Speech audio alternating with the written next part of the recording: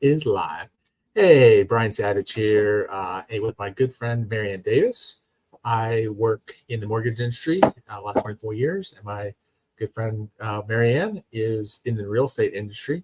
And we have weekly conversations that go back and forth, and thought that, hey, there might be some people that can benefit from just us, talking industry talk and that kind of stuff. And so I'm going to pass this to Marianne and let her kind of introduce herself and let her give you her side of her version of the story of how this got started. Thanks, Brian. I'm excited that we're doing this. I just want to introduce myself. Yes, Marianne Davis. I'm with Keller Williams, the Vanessa Leonard Group, and Brian and I have worked together in various capacities for quite a few years. So people are always asking us lots of different questions about the mortgage industry, about the market, and we thought it'd be a good idea to just kind of go live and share some of the information. And I want to encourage anybody that's watching to send in questions, ask us questions, because we'd love to hear some live questions. But the first thing that we wanted to do was give you a little bit of a update on the market. Did you want to say something about the questions, Brian? So Marianne's throwing a chat thing out there. Yeah, there's a cat. There's count. So okay, so he's got to watch. We opened the chat box, so I was like, oh, here we go. She's asking me to do something. I have no idea what we're doing. So that's the benefit of being with a friend. They'll always call you out on things you don't know. And this is the fun about being live. Funny. So funny. Okay, all good. I think chat box is open, right, and we can see those. So feel free to drop your comments and ask us questions, real estate related, Upper Pinellas. So we did come up with a name. We are still kind of working on the branding of that. But the show will be called What's Upper Pinellas. And so kind of what's up Pinellas? But there's a per on there because we're in North Pinellas, not just Pinellas. And there's a lot a difference. You go, hey, it's the same county. It's all the same. And for access to the water, absolutely. You can get on the water anywhere in Pinellas and, pretty much enjoy all of the waterfront stuff that Pinellas has to offer. But the counties, it is a long county to drive top to bottom, north to south. And so it does kind of split north and south. It's kind of how it's set up. And so we're in Upper Pinellas, and we're kind of proud of that. No, just kidding. so moving. We like all Pinellas, but for this purpose, we're going to talk about Upper Pinellas. And I wanted to just kind of share what's going on. Everybody says what's going on in the market. So I did a little bit of a dive into what the stats are for a 3-bedroom, 2-bath home, because that's it's a common 3-bedroom, 2-bath home in Upper Pinellas. And what we're looking at is we currently have 149 houses that fit that.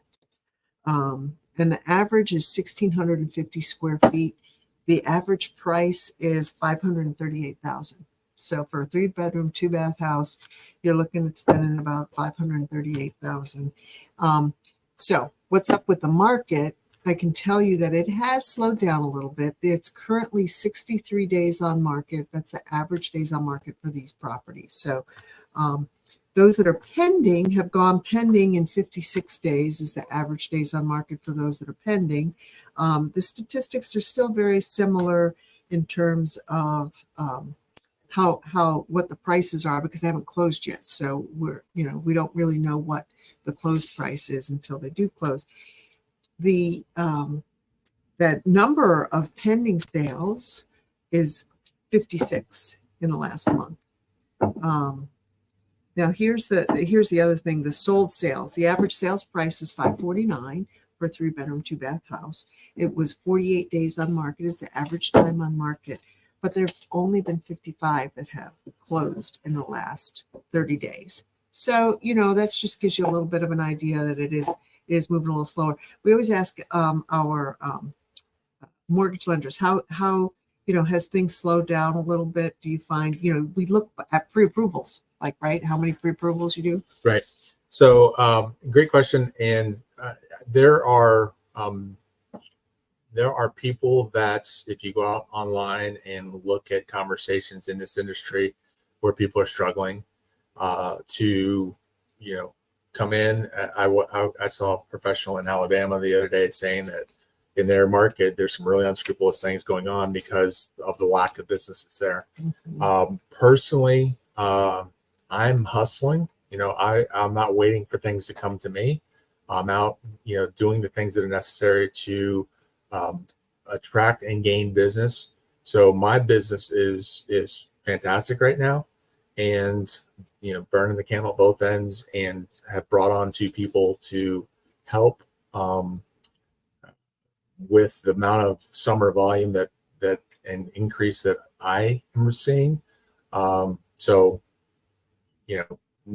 if you look at the national figures, that they'll say, the applications are down, and the closings are down.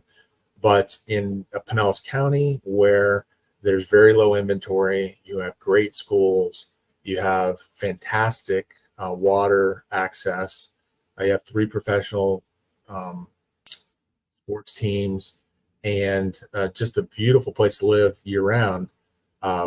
If you're hustling, you have business to work and close. So that's it. And it's just the timing is just a little different. There's still people buying and selling. People are buying and selling.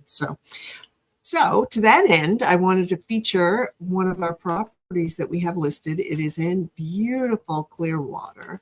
This is an absolutely fantastic property. And Brian, this, you've seen this. It's at 318 Venetian Drive, which is on the water in, let's see, I've got this video here. Well, if that view doesn't say everything about where we live, right there, right out the back. What's at the back balcony? That's the balcony, top floor. This is a 3-story townhome. It's got the garage in this property holds like 5 cars. It's the whole bottom floor. It's a 4-bedroom, 2.5 bath. I'm sorry, 3.5 bath property, and that's just the upstairs. It's got right in there. You'll see it's got a big screen TV. You can hang out, have your barbecues. You could see both sides. You could see north view and south view, and this house comes with a boat dock and a lift. So is this view from their rooftop, or is this their balcony? This is their rooftop balcony. And there's a balcony on every single floor. It is, again, 318 Venetian Drive, and we can get you in. We've got that listed at $1,399,000. It is just I know to advertise my competitor there. Okay, live is fun. Live is definitely fun. Live is fun. We're moving on to the next property. Yeah. So, but yeah, schedule some time. My number's running across the bottom. If you know some people, it's a beautiful, absolutely beautiful home. Yeah, there it is again. Yep. So that's looking north to Dunedin. And if you are not familiar with waterfront living, basically this area right here is open water, and then this is facing north, and then off to the west over here around the corner is also open water. So you're in a private little lagoon here, and that's where you go out to deep water. So when it's storming out here, you can pull into your lagoon, and you'll still have some wind, little ripples and stuff from wind, but it won't be like you're out in the open water coming off the Gulf and that. North facing is the cooler side of the houses in Florida. Mm-hmm. So your view when you're relaxing and enjoying and entertaining, you have a beautiful view of the cooler side of the and house. That's the rooftop. Right below that is the owner suite balcony, and then below that is the family room balcony that goes down to the pool area. Yeah. So that's the same view on all. So as an inshore fisherman myself, that's redfish, trout, and snook. Jump on your boat. 5 minutes later, you're catching fish, catching dinner. So good I stuff. just want to say too, no conversation would be complete without Brian bringing up fishing. Yeah. Hey, we Guilty. live in Florida. We live in Florida. Guilty. Let's be real. Yep. Okay. So let me pull up the second property for you. Yeah, a little bit different. This is a smaller property. It's a nice condo. It's in the most outrageous. I mean, it's such a convenient location in the Countryside area. It's right near Countryside Mall. It's on Enterprise Road. It's a 1-bedroom, 1-bath, listed at 162,900. It's over 500 square feet. So everything is laid out really well. You've got a carport right in front that's assigned parking under the carport. It's got lots of storage in this place. It also has a attic storage available, which is unusual in a condo. It's got the vinyl flooring, the luxury vinyl flooring in that nice gray driftwood color. It's let's hope inside again. Okay, we're live. It's got. Is that pickup, Brian? Is that what that? I think it's just going. It's in a loop. My bad. But it's got to be seen to be believed. If you see it, you can schedule an appointment with me, and we can get you in there anytime. But it's got a nice lie out in the back, and washer dryer in the unit. Nice kitchen with stone countertops, stone counters in the bathrooms, and beautifully tiled shower enclosure. So that's a great purchase at 162.9, and that's on Enterprise. So Are you doing either of these open houses? They're not open this weekend, but just give me a call and we'll get you in there. I'll make one. Awesome. And so transitioning kind of mortgage and stories and that kind of stuff. One of the things that I do every day is get questions and get scenarios where people are kind of stuck in it, whether it's the buyer that I'm working with that's pre-approved, the realtor that has the listing that, it's starting to be on market a little bit longer than they'd hoped. I go to events where realtors and mortgage professionals and all kinds of networking groups and that kind of stuff where questions come up. And so what I do with my 24 years of experience and access to over 85 different lenders is provide solutions. Listen to what the pain points, the things that are poking people and causing irritation or conflict or whatever you want to call it, and come up with solutions to kind of move things along and help people do that. And so the thing that I brought up is a spreadsheet that I work on and work with my clients. And so realtor came to me with this scenario, which was, we have a $400,000 house listed and we're about ready to drop it to $350,000. What do you think of that? That's a great question. I said, why? And they're like, well, they want to get the house moved. And I said, well, you don't necessarily have to drop it $50,000 to get people's attention. You can drop it 25 in that price range. It will pop back up to the top of the MLS and get eyeballs on it again, refresh it. And the homeowner still has $25,000 in the pocket that they could potentially throw in as seller pay closing costs. One of the big things that people are talking about is buying down points, buying down points and that kind of stuff. And so what I did is I worked up a scenario where you can see here, the buyer is going to come to the table with like $3.53.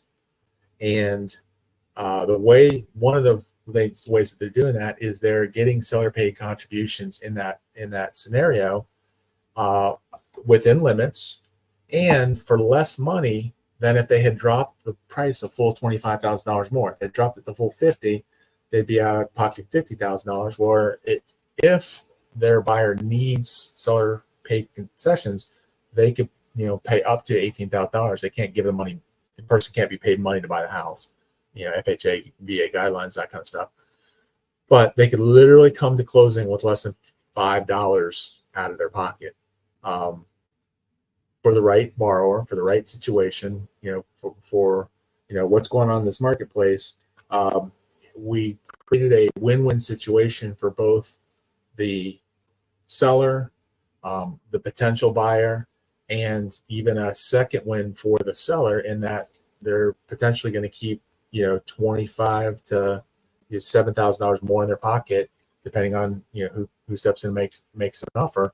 In their pocket, without just completely dropping the price out of that particular property.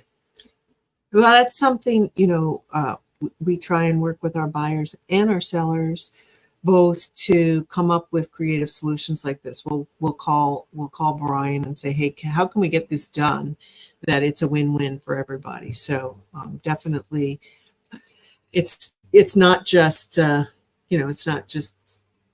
it's all about how we do the numbers, right? Yeah, it's all the numbers.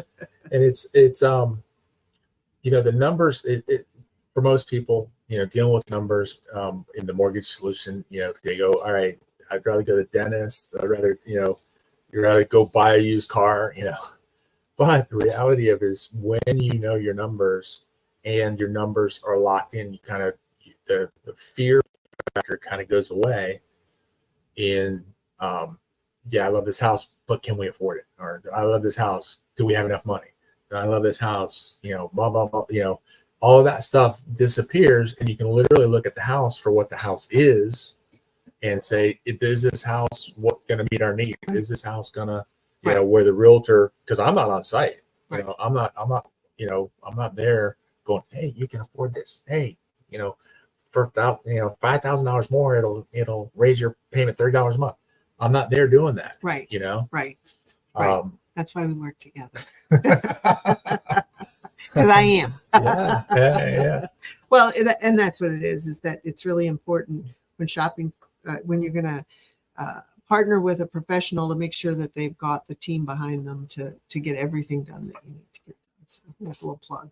Yeah. Thank you. Shameless. Yes. But it really does come into play when you can, when you have professionals that have worked together in this industry with all the moving parts, and depending on how you count them, you can have as few as like 7 people in a deal, even a cash deal, to like 30 people in a deal, and getting all those cats, herding cats, moving in the same direction to hit a contract date, that some people, are taking that money into the next house the same day.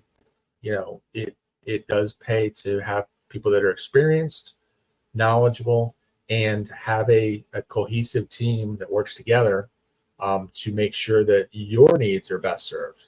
So Brian, that case, that was what type of financing? That was the conventional, or no, we can't give away the secret sauce. So because I know we were talking about two ways that you solve some problems, unique solutions. Yep. So that was one. And what I try not to do with people is overwhelm them with numbers, and because that scenario may not be your scenario. Right. And when I show certain things, I have to provide certain disclosures and that kind of stuff. So this is not an opportunity to lend. This is not a offer to lend, any of that stuff. I don't know the girls. But the bottom line is, if you can buy a house for $5 and you can afford the payment and it's going to close, and you're not overpaying for the house, which the appraisal protects you from doing that. It's one of those things you kind of go, there's nothing keeping you from doing it money wise. So what is the problem? Right. And so the solutions, with 85 lenders, the solutions are infinite. Right. But what it comes down to is, as a realtor, there are more tools in your pocket than lower the price, throw money at a interest rate buy down that people don't understand. How does that affect me? No. How does that? What's that do to my payment? what happens when the payment changes? How do it opens a whole nother can of worms. But when you can go, all right, pull $5 out of your pocket, and you can own a home. Right. Right. If you qualify for it, Right. it is possible. Right. You helped me purchase a house on VA where we sat at the closing table and Marianne watched them give me check back for all the inspections I paid for. Yay. Because I was able to find a seller that not only had the equity to pay all my closing costs, but was willing to do so, in both of those. And so I did pay money up front to get my appraisal done, survey done, that kind of stuff, pest inspection done, all requirements of the VA. And then the title company at closing gave me all that money back because my closing was 100% paid for. So, I don't just talk about it, I actually do it. Right. Right. And then the other scenario you kind of alluded to. Okay. Moving things along. Yeah. Moving things along. I wasn't sure how I was supposed to allude to it, but yeah, you got it. Now that I stuck my foot in the mouth. This other scenario, which we call a cash flow loan. Oh, okay.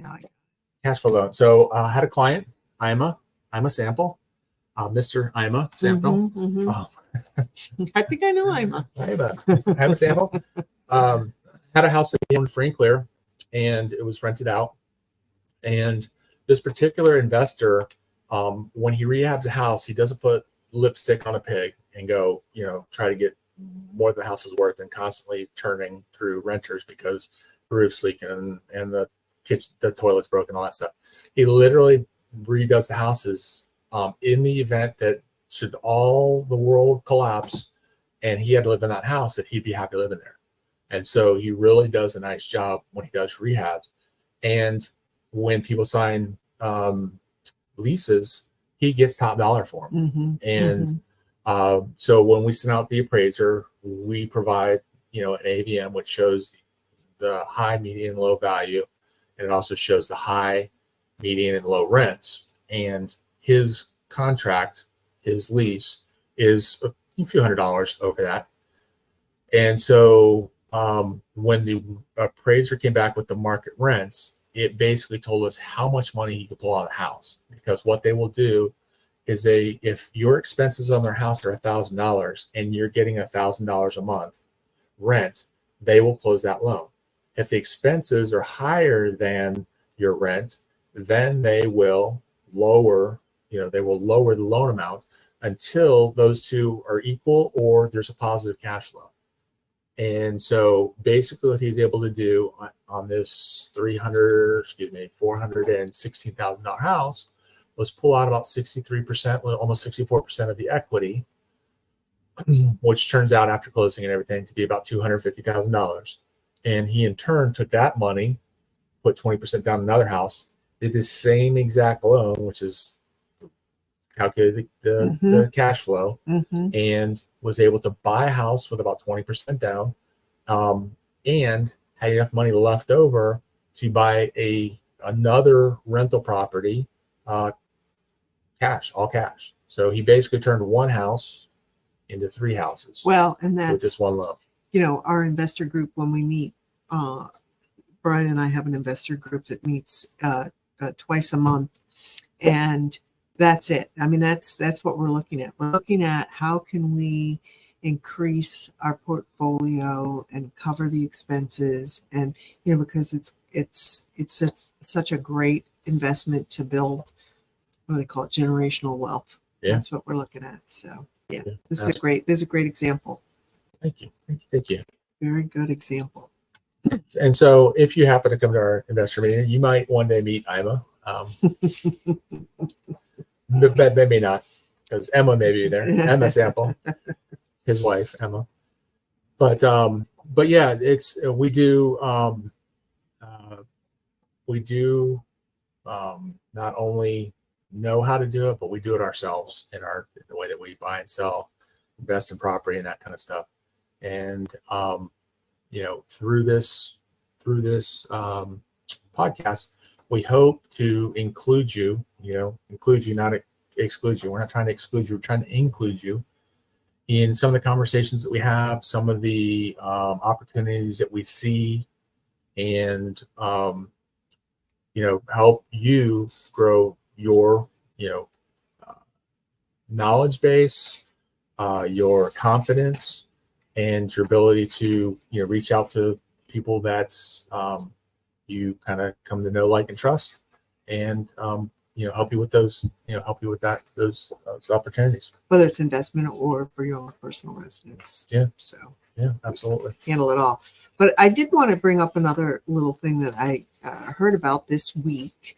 It has to do with a new bill that was signed and takes effect, I believe, July 1st, regarding homeowners associations.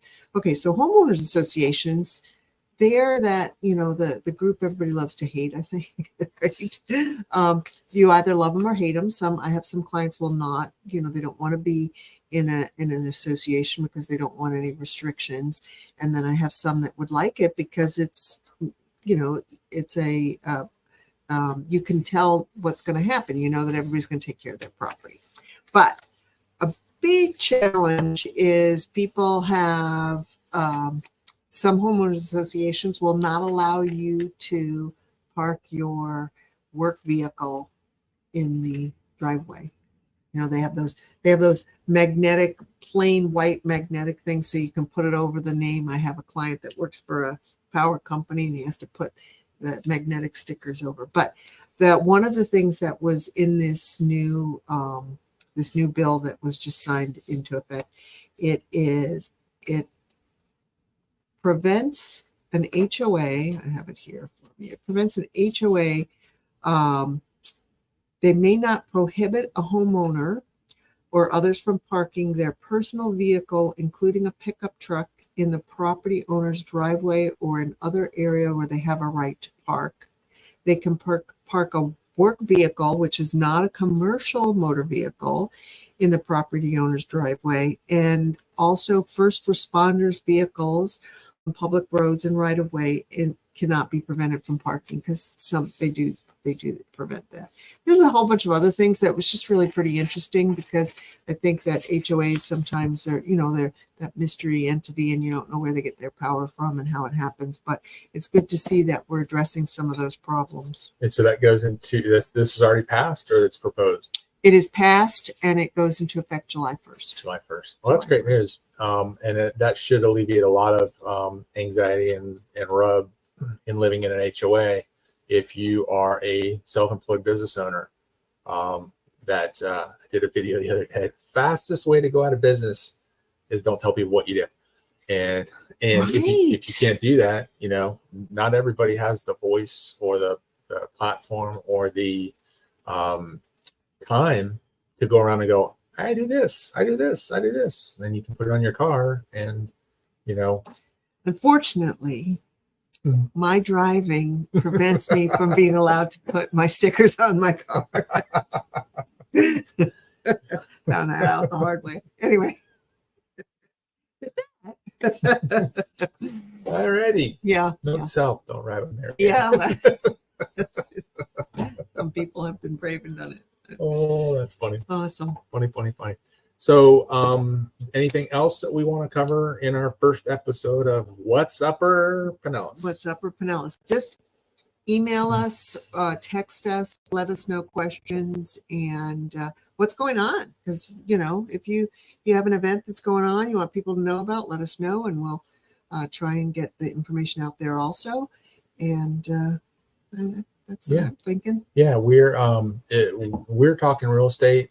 We hope to bring on other people throughout the community, maybe add days, bring in different people to interview throughout the community that are doing things to increase or improve life in Upper Pinellas, whether that's a government official, self-employed person, somebody that's just doing something that's cool, helping homeless or feed children or whatever the case is. Love to, expand and find time to interview those people and highlight those people, as well as events that are going on.